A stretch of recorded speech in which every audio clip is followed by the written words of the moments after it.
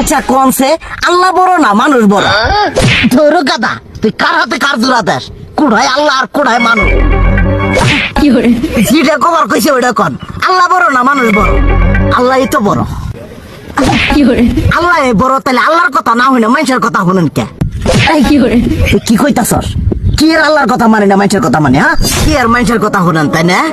আমনে যে ওইদিনকে ডায়াবেটিসের রোগ নিয়ে যে হাসপাতালে গেলেন, ডাক্তার আপনার কত কিছু খাবার না করলো, সব কিছু না খাই এখন চলতেছেন। তাহলে আল্লাহ যে আপনারে কইছে যে হারাম খাবার না, সুদ খাবার না, কই আপনি তো কাম কাজ বাদ দিয়ে এলাকার মধ্যে টাকা পয়সা না গায়ে খালি ওইলে দিয়েই খান। নিজেরা টিয়াও হালাল ভাবে কামাই করেন না, ওই সুদ তো না কয়টা টিয়া করে লাভ আহে ওইলে দিয়ে দিয়ে চলেন আর পেট বড় বানাইছেন। শুনেন একটা কথা কই, হারামের কোনোদিন আরাম নাই।